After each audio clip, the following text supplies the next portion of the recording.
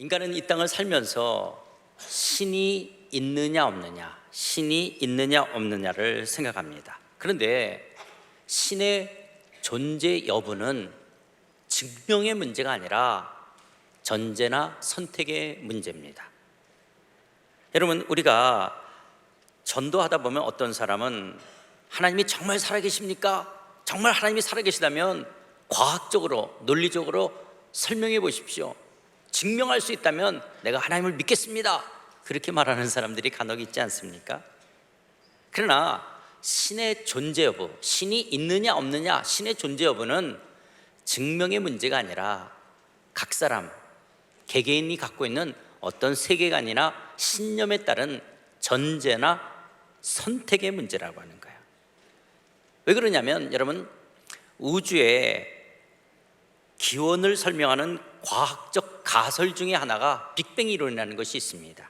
이 빅뱅 이론을 간단히 말하면 140억 년 이전에 어떤 원초적인 물질이 있었다는 거예요. 이 원초적인 물질이 어떻게 해서 생겼는지는 알 수가 없지만 이 원초적인 물질이 긴 시간에 걸쳐서 우연이라는 방식으로 뽕! 그래서 오늘날 같은 우주와 인간이 형성되어졌다라고 하는 이 이론은 진화론자들, 무신론자들의 기본 철학이 되고 있습니다. 그런데 만일 신이 계시다면, 그렇다면 140억 년 이전서부터 계실 거예요. 왜냐하면 어떤 신은 자신을 창조주라고 이야기하니까. 그런데 인간은 이 땅을 살아봤자 100년, 아무리 길게 살아도 120년을 살지 못하는데 그 140억 년 이전서부터 계시는 그 신의 존재를 100년, 120년 사는 인간의 인식의 논리에 다 담을 수 있냐라는 거예요. 그래서 인간의 논리로 신의 존재를 증명해낼 수 있냐라는 거예요. 만약에 그것을 증명해낸다면 그 신은 인간보다도 작은 존재입니다. 예를 들어서 우리 남성들 바둑이나 장기를 두는데 상대방의 수가 다 읽힌다, 그 사람은 나보다 못 두는 사람입니다. 근데 상대방 수가 잘 읽혀지지가 않는다, 상대방이 고수인 거예요. 하나님이 내 머리에 쏙쏙쏙 다 이해가 된다, 어떤 신이 내 머리로 다 이해되고 과학적 논리적으로 설명해낼 수 있다, 그 신은 인간보다 작은 존재입니다. 우리가 신의 존재를 묻고 그 신의 존재에 대해서 어떤 의구심을 갖는 것은 그 신이 나보다 크기 때문에 그러는 거예요. 내 인식에 다 담을 수가 없기 때문에 우리 안에 갈등이, 또 질문이 있게 되어집니다. 여러분, 그럼에도 불구하고 오늘은 이 과학 만능주의에 살고 있는 인간들은, 현대인들은 과학에 대한 왜곡된 생각을 갖고 있습니다.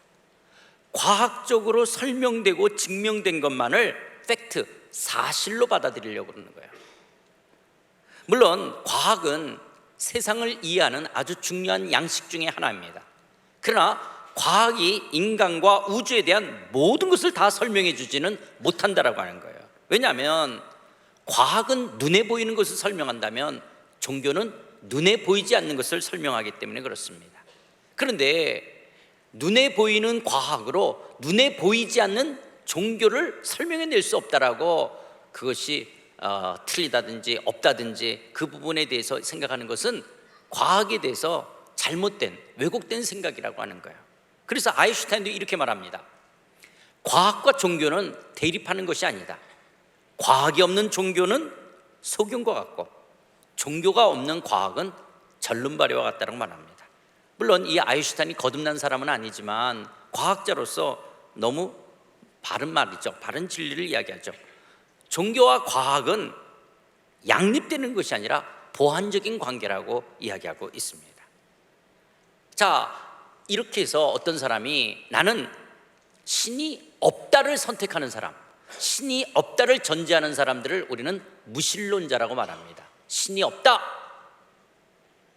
또 반면에 아니야, 신은 있어 라고 신을 있다라고 선택하고 신이 있다라고 전제하는 사람들을 유신론자라고 말합니다.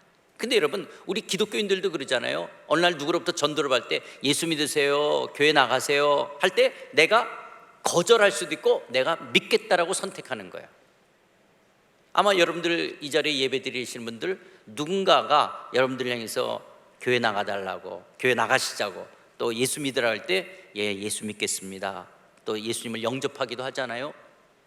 그런데 내가 선택했는 줄 알았는데 신앙생활 하다 보면 그때 내가 선택할 수 있는 그 믿음도 하나님이 주신 은혜의 선물이라는 것을 나중에 알게 되지 않습니까? 그러나 전도받을 때는 그때는 내가 선택하는 거예요.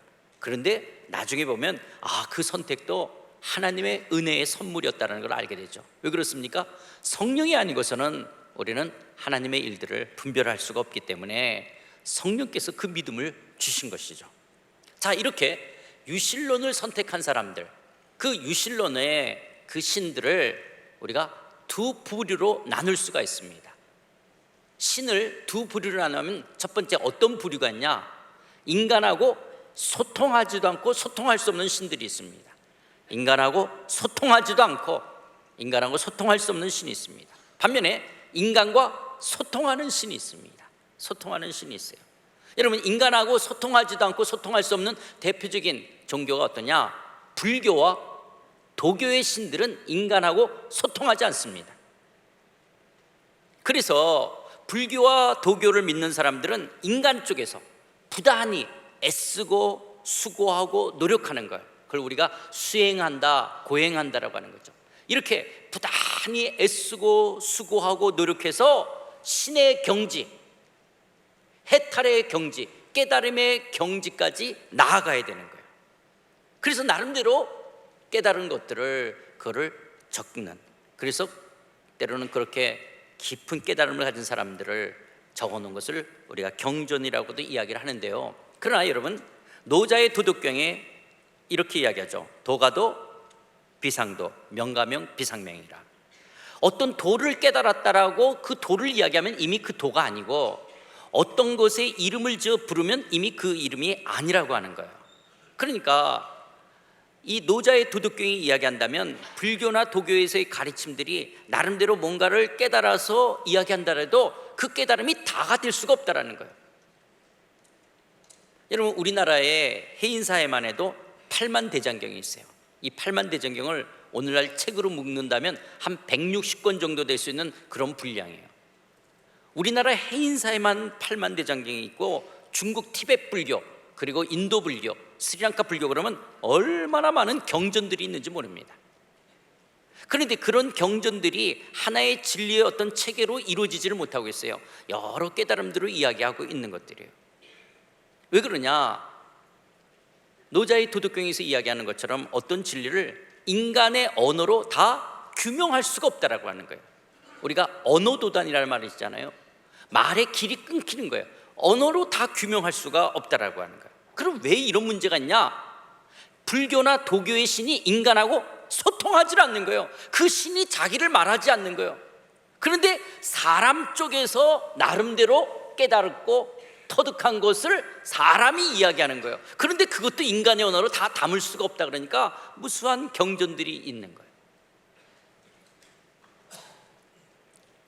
여러분, 우리나라에 성철 스님이 있었죠. 돌아가신 성철 스님이 장좌불화, 이 장좌불화라는 것은 양반다리하고 그렇게 하면서 8년간을 수행해요. 암중모색한다 그러잖아요. 어두운 톡을, 어두운 데서 이렇게 더듬어 진리를 향해서 그 해탈의 경지로, 깨달음의 경지로 나아가는 거예요. 이 성철 스님이 8년 동안 수행하시고 나서 뭐라고 말씀하십니까? 산은 산이요 강은 강이로다. 왜 이런 도사 같은 말을 하냐? 인간의 언어로 다 설명할 수가 없다라고 하는 거예요. 이것이 아무리 동양 철학을 다 담고 있는 말을 할지라도 정말 성철 스님의 깨달음이 그런 것인지, 그 어떤 진리를 인간의 언어로 다 담을 수 없다라고 생각하기 때문에 그렇습니다. 그러나 반면에 인간과 소통하시는 분이 있습니다. 하나님이십니다. 하나님은 말씀을 하세요. 하나님은 인간과 소통하신다라고 하는 거예요. 기독교의 아주 중요한 원리 중에 하나가 뭐냐? 기독교와 다른 종교의 가장 큰 차이점은 하나님이 인간을 찾아오셨다라고 하는 거예요. 왜 그러냐면 인간은 어떤 영적인 한계, 인식의 한계, 도덕적인 한계가 있는 인간은 거룩하신 하나님 앞에 나아갈 수가 없다라는 거예요. 우리가 수행하고 고행해서 그 신의 경지에 다다를 수가 없다라는 거예요. 왜요? 인간이 갖고 있는 영적인 한계, 인식의 한계, 도덕적인 한계, 이런 인간이 감히 하나님의 거룩하심 앞에 나아갈 수가 없는 거예요. 그런데 그 하나님이 인간을 찾아와 인간과 소통하신다는 거예요. 이것이 다른 종교와 기독교의 굉장히 다른 점이고 굉장히 큰 은혜죠. 하나님이 우리를 찾아와 소통하신다라고 하는 거예요. 자, 그렇다면 여러분, 하나님이 인류 역사상 누구랑 소통하셨죠? 하나님이 제일 먼저 하나님이 누구랑 소통하셨어요? 아담, 노아, 아브람, 이삭, 야곱. 하나님이 이렇게 아담하고 소통하셨다, 노아하고 아브라함, 이삭, 야곱하고 소통했다라는 것을 우리가 누구를 통해서 알게 됐어요? 모세입니다. 그래서 사실 하나님이 제일 먼저 누구랑 소통하셨냐? 모세랑 소통하시는 거예요. 물론 처음은 아니지만 모세의 생애 가운데 하나님이 모세의 삶 가운데 같이 소통하시면서, 모세를 부르신 이후에요, 소통하시면서 하나님이 천지를 창조하시고 아담과 하와를 만드시고 에덴 동산에 두시고 선악과를 두셨고, 근데 그들이 선악과를 따먹고 불순종했던 것과 더불어서 노아의 홍수가 있었고, 하나님이 다시 그들을 회복하시려는 하나님의 언약을 아브라함에게 주시고 이삭, 야곱을 통해서 하나님이 이스라엘 민족을 향한 그런 것들을 하나님이 모세에게 이야기하신 거예요. 그래서 모세가 하나님과 소통하면서 알게 되어진 것을 기록하고 텍스트화한 것이 창세기, 출애굽기, 레위기, 민수기, 신명기. 그래서 이것을 모세 오경이라고 이야기하는 거예요. 창세기를 누가 기록한 거예요? 모세가 기록한 거예요. 모세 이야기를 누가 기록한 거예요? 모세가 기록한 거예요. 하나님이 모세와 소통하면서 알게 하신 거예요. 자, 그런데 하나님이 처음 모세를 부르셨을 때 하나님께서 모세를 향해서 애굽에 가서 이스라엘 민족을 출애굽시키라고 말씀하시는 거예요. 애굽에서 왕자로 자랐다가 이제 정권 다툼 속에서 미디안 광야에 와서 완전히 광야의 할아버지로 바뀐 이 모세는 가지 않겠다라는 거예요. 자기가 어떻게 가가지고 이스라엘 민족을 출애굽시킬 수 있겠냐고. 그랬더니 하나님이 여러 가지 기적을 행하시고 가라고 말씀하시는 거예요. 그렇게 가라고 말씀하시니까 모세가 묻습니다. 그러면 내가 이스라엘 사람들한테 가서 누가 나를 보냈다라고 말합니까? 그렇게 나를 가라고 하는 당신은 대체 누구십니까? 라고, 당신이 누구냐고 물을 때 출애굽기 3장 14절에 하나님께서 이렇게 말씀하십니다. 하나님이 모세에게 이르시되 나는 스스로 있는 자니라. 또 이르시되 너는 이스라엘 자손에게 이같이 이르기를 스스로 있는 자가 나를 너에게 보내셨다 하라.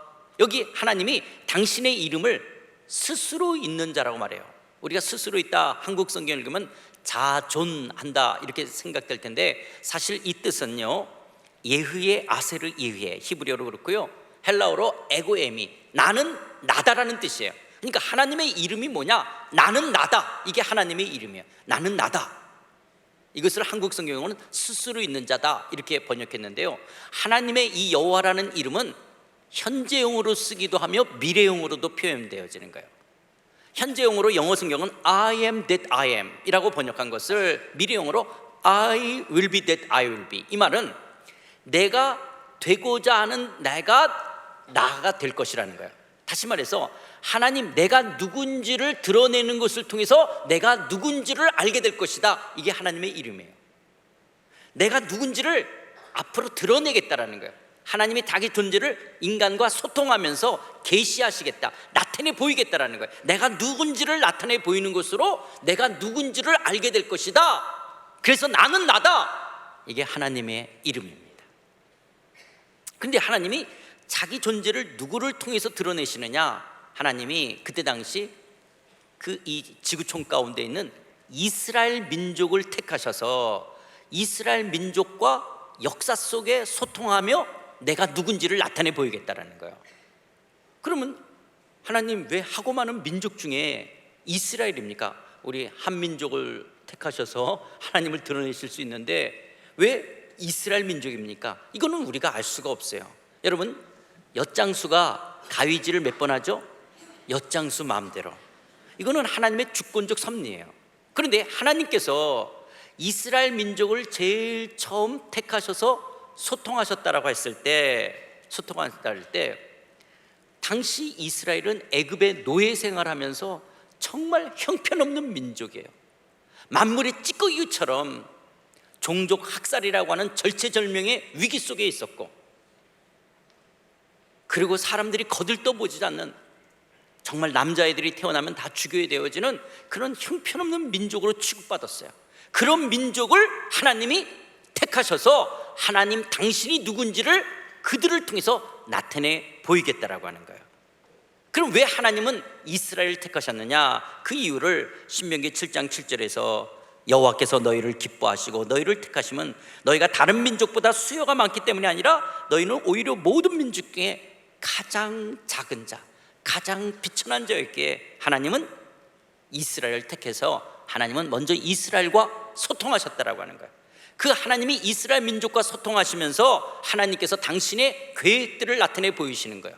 하나님 당신이 누군지를 이야기하시는 거예요.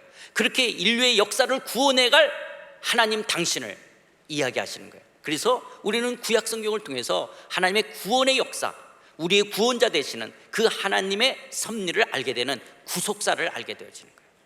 그런데 우리가 구약 성경을 읽다 보면 이스라엘의 역사가 나타나죠. 왜냐하면 하나님은 이스라엘의 역사 속에 개입해서 하나님 당신이 누군지를 나타내 보이고 있기 때문에, 그리고 그것을 선지자들을 통해서 기록하도록 한 것이 구약 성경이란 말이에요.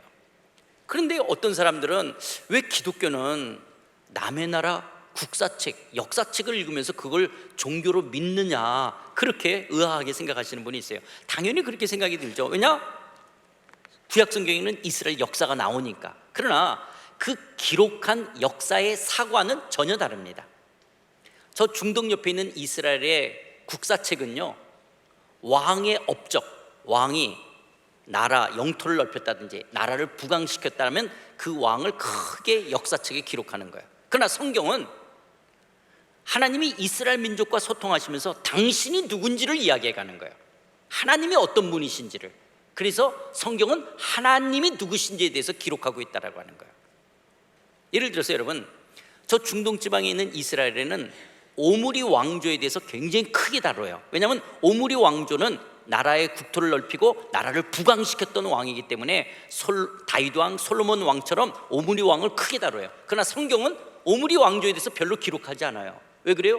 오므리는 악한 왕이에요.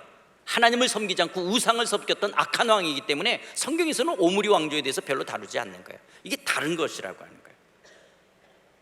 하나님은 이스라엘 민족과 소통하시면서 당신이 누군지를 드러내실 뿐만 아니라 하나님의 계획은 하나님이 친히 이스라엘의 왕이 되셔서 이스라엘을 다스림으로 말미암아 이상 국가가 되기를 원하셨어요. 그때 당시 이스라엘 외에는 왕이 있어서 어떤 힘을 가진,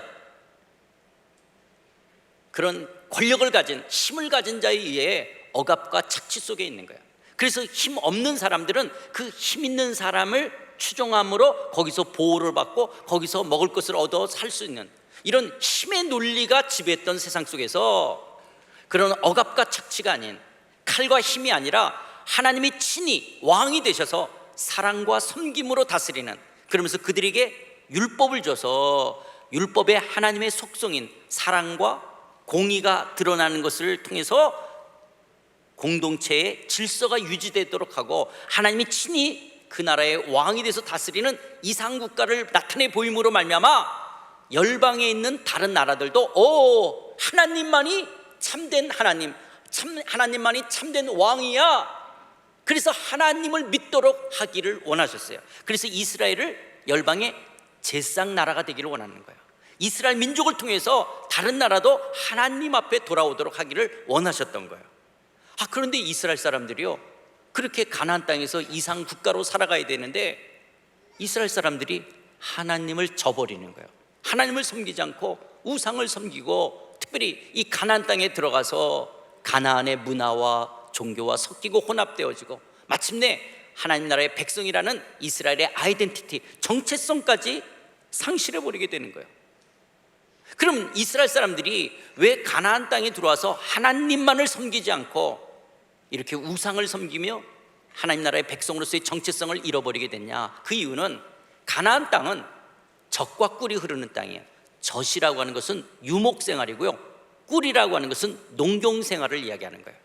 이스라엘 사람들은 가나안 땅에 들어오기 이전까지는 유목생활을 했어요. 그런데 가나안 땅에 들어와서는 무슨 생활로 바뀌어요? 농경생활과 같이 이루어지게 돼요. 그런데 가나안 땅에 들어와서 만나가 끝쳤어요. 매일 먹을 수 있는 양식이 하늘로부터 내렸는데 만나가 내리지 않아요.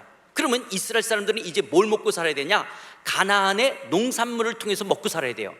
내일에 대한 보장이 풍년이 들어야지 내일의 보장이 있게 되는 거예요. 그런데 그럼에도 불구하고 하나님을 신뢰하고 하나님으로 살아야 되는데 이스라엘 사람들은 눈에 보이는 풍년이 내 인생을 책임질 거라고 생각하는 거예요. 근데 농사를 안 져봤어요. 그래서 가나안 사람들이 어떻게 농사를 짓나 보니까, 여러분, 농경생활에 중요한 게 뭐죠? 태양의 일조량과 물이 있어야 되는 거예요. 이 태양과 물을 주관하는 신이 바알신이에요. 바알신. 그리고 유목생활도 그렇지만 농경생활에 필요한 것이 뭐냐? 인력, 축력. 그러니까 동물들이 새끼를 많이 낳는다든지 사람들이 자식을 많이 낳는 것들이 힘이 되어지는 거예요. 이런 다산의 신이 아세라 여신인 거예요.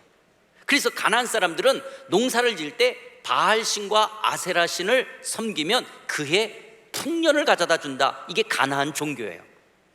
그런데 여러분, 이스라엘 사람들이 하나님을 저버리고 현재적으로 풍년이 돼야 되니까 바알신과 아세라 신을 섬기는 거예요. 그런데 성경에 보면 이스라엘 사람들이 음행을 했다는 말이 많아요. 왜 바알과 아세라 신을 섬기며 음행을 했냐?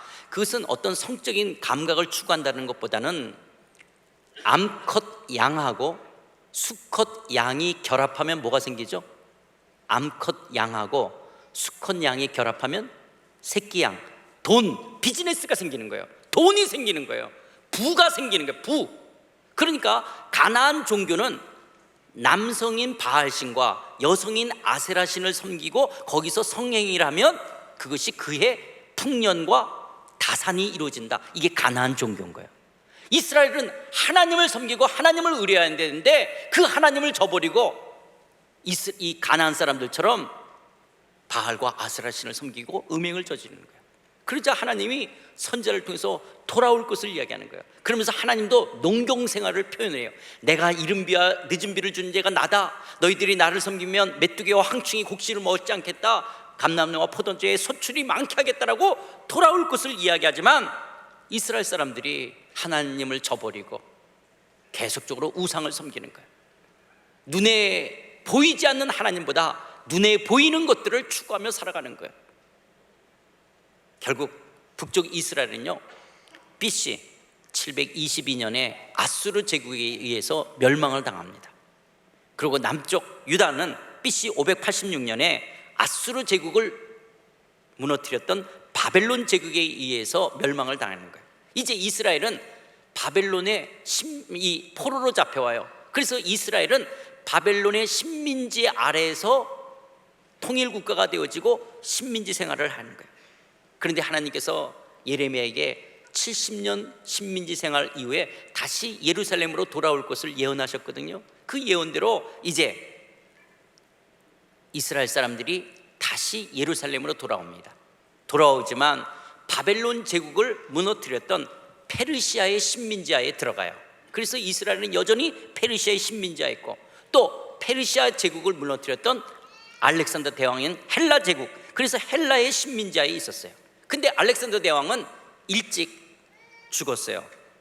그래서 일찍 단명하게 되자 그의 신하였던 프텔레마이오스 왕조라든지 셀루쿠스 왕조의 식민지하에 이스라엘이 여전히 있었어요. 그래서 이 프텔레마이오스 왕조라든지 셀루쿠스 왕조의 식민지 생활을 하다가 반짝 유다의 마따디아의 마카비 혁명을 통해서 이스라엘이 독립운동을 해요. 그래서 하스몬 왕조를 세우게 되었죠. 그래서 이스라엘이 반짝 100년 동안 독립국가로서 하스몬 왕조를 이루게 하자, 그러자 로마에서 폼페우스 장군이 군대를 끌고 내려와 가지고 하스몬 왕조를 무너뜨려 버리는 거예요. 그때 이스라엘 옆에 에돔이라는 국가가 있었어요. 이 에돔은 야곱의 형 에서의 후예들로 형성되어진, 그래서 어떻게 보면 이스라엘의 형제지간이죠. 그 에서의 후에 있던 에돔 국가의 왕이 헤롯이었어요. 근데 이 헤롯이 폼페우스 장군이 하스몬 왕조를 물릴 때 도와줘요. 그러니까 폼페우스가 떠나면서 헤롯, 이제부터 이스라엘도 네가 왕 노릇해. 그래서 졸지에 헤롯이 이스라엘의 왕이 되는 거예요. 헤롯 가문이 이스라엘의 왕 노릇하게 되어졌어요. 그러면서 이제 시간이 흘러서 로마는 삼두 정치가 이루어지면서 이 이집트와 팔레스타인 쪽을 안토니우스가 다스려요. 그래서 이스라엘은 안토니우스의 어떤지 식민지 하에 있었어요. 그때 당시 이집트의 그 왕은 클레오파트라예요. 이 클레오파트라가 있었고 안토니우스가 어쨌든 이 이집트와 팔레스타인을 다스리고 로마 쪽은 옥타비아누스가 다스리고 있었어요. 그러다가 그만 옥타비아누스하고 안토니우스가 싸움이 악티움 해전에서 붙게 되어져요. 여기서 안토니우스가 지고 안토니우스가 자결해서 죽게 되어지고 천하를 통일하는 게 누구냐? 옥타비아누스가 천하를 통일합니다. 이렇게 천하를 통일하자 원로원에서 옥타비아누스의 이름을 바꿔서 아우구스투스로서 로마의 제1대 황제로 등급하는 거예요. 로마의 황제가 된다라고 하는 것은 세상을 호령하는, 그러면서 마치 신과 같이 여겨지는 거예요. 누가 감히 아우구스, 그 앞에서 얼굴을 들을 수 없는, 천하를 호령하는 신과 같이 여겨지는, 이것이 아우구스투스예요. 이때 당시 이 아우구스투스가 로마의 식민지하에 있는 사람들이 얼만큼 되어지는지 다 호족하라고 명령해. 그것을 누가복음 2장 1절에 보면 그때 가이사 아구스토, 이 아구스토가 옥타비아누스, 이 아우구스투스죠. 이 아우구스투스가 영을 내려 천하로 다 호적하라 하였으니, 그래서 호적하라. 여전히 이스라엘이 지금 로마의 식민지하에 있으니까 갈릴리에 살고 있었던 약혼 관계에 있었던 마리아와 요셉이 호적하기 위해서 유대 베들레헴에 가게 된 거예요. 베들레헴에 갔을 때 그때 당시는 로마가 세상을 다 호령하는, 그리고 아우구스투스가 천하를 호령하는 신과 같이 여겨질 때, 아기 있거나 우리 어르신들 조심하세요. 제가 소리 지를 거니까 아기나 어르신들 놀라지 마세요. 제가 소리 질 거예요. 지금 천하를 호령하는 게 누구예요? 아우구스투스, 신처럼 여겨질 때 지금 베들레헴에 마리아와 요셉이 있게 된 거예요. 거기 왔을 때 아니야, 내가 왕이야 하고 예수님이 이 땅에 오시는 거예요. 하나님께서 인간의 몸을 입고 이 땅에 오셔서 우리와 소통하기 위해서 하나님이 인간의 몸을 입고 이 땅에 오시는 거예요. 왕으로 이 땅에 예수님이 오셔서 우리를 다스리시는, 그래서 예수님이 이 땅에 오신 것은 역사적인 사실이에요.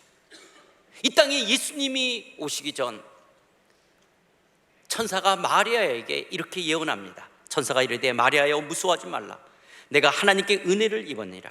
보라, 내가 잉태하여 아들을 낳으리니 그 이름을 예수라 하라. 그가 큰 자가 되고 지극히 높으신 이의 아들이라 일컬어질 것이요 주 하나님께서 그 조상 다윗의 왕위를 그에게 주시리니 영원히 야곱의 집을 왕으로 다스릴 것이며 그 나라가 무궁하리라. 예수님이 단순히 크리스마스가 되면 평화의 상징처럼 밀랍 인형으로 막은 아기 예수로 있는 그 정도가 아니라 그 예수님은 하나님이시라는 거예요. 하나님이신 예수님이 이 땅에 인간의 몸을 입고 오시는 그 예수님은 이스라엘의 다윗의 왕위를 갖고 영원히 야곱의 집을 왕으로 다스릴 그 하나님이시라는 거예요. 근데 그것이 단순히 문자적인 이스라엘 국가 한정된 것이 아니라 영적인 하나님의 나라, 영적인 이스라엘. 그래서 우리들 예수 그리스도를 자신의 마음의 구주와 주님으로 왕으로 인정하는 모든 이들의 진정한 나라, 그 나라는 무궁할 것이다 라고 천사가 마리아에게 예언한 거예요. 그런데 그 예수님이 이 땅에 오시기 전 700년 전 이사야 선지자는 또 이렇게 예언합니다. 이는 한 아기가 우리에게 낳고 한 아들을 우리에게 주신 바 되었는데 그의 어깨는 정사를 메었다. 예수님이 왕으로 이 땅에 오기 위해서 인간의 몸을 입고 어린아이처럼 오지만 그분의 어깨는 통치권, 왕권을 가졌다는 거예요. 그 어깨는 정사를 메었다. 예수님이 세상을 통치하시고 다스리시는 왕권을 가지신 그분, 그런데 그의 이름은 기묘자라는 거예요. 놀라운 분이라는 거예요. 어떻게 하나님이 낮고 천한 이 땅에 인간의 모습을 입고 이 땅에 오셔서 우리와 소통할 수 있냐라는 거예요. 이건 원더풀, 놀라운 기묘자라는 거예요. 그리고 그분이 우리의 위로자가 되시고 상담자가 되시는, 좋은 자가 되시는 기묘자가, 모사자가 된다는, 모사라는 거예요. 뿐만 아니라 그분은 전능하신 하나님이요, 영원히 존재하시는 아버지요, 평강의 왕이라 할 것입니다. 그 정사와 평강의 더함이 무궁하며 또 다윗의 왕자와 그의 나라에 군림하여 그 나라를 굳게 세우고 지금 이후로 영원히 정의와 공의로 그것을 보존할 것이라. 만군의 여호와의 열심히 이를 이루시리라. 예수 그리스도가 왕이 돼서 다스리는 그 나라, 그 나라는 세상 나라처럼 칼과 힘을 통한 박스로마라를 이루는 것처럼 이 힘과 칼로 다스리는 것이 아니라 하나님의 정의, 체데카와 샬롬, 사랑으로 다스리는 그 나라, 그 나라는 공의와 사랑으로 다스리시는 나라고, 그 나라를 예수님께서 30세가 돼서 사역을 하면서 때가 찼고 하나님의 나라가 가까이 있으니 그 하나님의 나라가 이 땅에 도래되어졌고, 그리고 마침내 예수님의 재림을 통해서 그 나라는, 하나님 나라는 완성되어질 거예요. 만군의 여호와의 열심히 이를 이루실 것이라. 하나님의 나라, 그 나라는 완성될 것이라고 하는 거예요. 그 하나님의 나라에 우리들은 부름받아 이 현재적 하나님 나라를 살고 있는 거예요.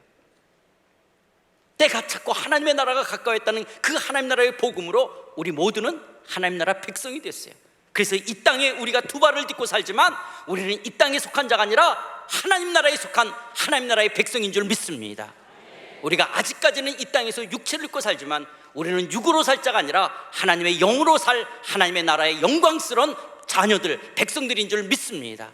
그러기에 우리는 왕 되신 주님을 예배하고 왕 되신 주님 앞에서 하나님의 다스림에 순종하며 살아가는 거예요. 하나님의 선하시고 기뻐하시고 온전하신 뜻이 무엇인지를 물으며 그 다스림에 순종하는 거룩한 삶을 살아가며 우리는 다시 오실 재림의 그 주님을 기다리는 거예요. 그렇다면 사랑하는 성도 여러분, 요즘 말씀과 기도로 주님과 깊게 소통하십니까? 하나님께서 우리와 소통하기 위해서 이스라엘 민족을 통해서 먼저 당신이 누구신지를 드러냈던 구약, 그런데 친히 예수님이 인간의 몸을 입고 오셔서 내가 하나님으로서 기적을 행하시고 하나님의 나라가 무엇인지를 말씀하셨고, 사도 바울을 통해서 그리스도의 복음이 증거되었던 이 신약 성경, 이것을 텍스트화했던 이 성경을 통해서 오늘도 하나님은 우리와 소통하기를 원하시는 거예요. 하나님이 우리와 소통하기를 원하시는데 내가 너무 바쁘다라고 때로는 그 하나님을 무관심하며 하나님과 교제를 잃어버리고 있지는 않습니까? 오늘도 하나님은 여러분과 소통하기를 원해요. 말씀과 기도를 통해서 우리와 사귐을 갖기를 원하시는 겁니다. 뿐만 아니라 우리에게 오신 이 하나님은 놀라우신 분이에요. 나 같은 죄인에게도 찾아와 소통하시는, 이스라엘 민족과 소통하셨던 것처럼 나같이 미천한 자에게도 찾아오시고, 때로는 나같이 무식하고 나같이 죄 많은 자에게도 찾아오셔서 나와 소통해 주시는 기묘자가 되어주신 놀라운 분이에요. 그리고 운물가의 여인에게 찾아가시고 삭개오에게 찾아가서 그들에게 위로자가 되시고 상담자가 되어주시는 거예요. 풍랑이는 바다를 밤새도록 힘겹게 노절 때 예수님께서 찾아와서 내니 두려워 말라고 말씀하시는, 풍랑이는 바다를 잔잔케 하시는 전능하신 하나님이시요, 나를 있는 모습 그대로 나를 끌어안을 수 있는, 나를 품어줄 수 있는 가슴이 없기에 힘들어하고 외로워하는 이 현대인들을 향하여 예수님은 영원히 존재하시는 우리의 아버지가 되어주시는 거예요. 수고하고 무거운 짐자들아 다 내게 오라고 말씀하시는, 세상이 줄 수 없는 진정한 피스, 평화를 주시는 평강의 왕인 거예요. 그래서 우리가 이 땅에 재림의 주님이 오시기 전 그 땅에서 여전히 우리는 그 하나님 나라 안에서 이 하나님의 왕 되신 그 주님의 위로를, 전능하심을, 영존하시는 아버지 되심을, 평강의 왕을 누리며 살아가는 거예요. 이런 주님을 누려가고 계십니까? 그런데 더 나아가 내 삶의 진정한 왕이 누구냐라는 거예요. 혹시 내가 내 인생의 왕 노릇하고 있지는 않습니까?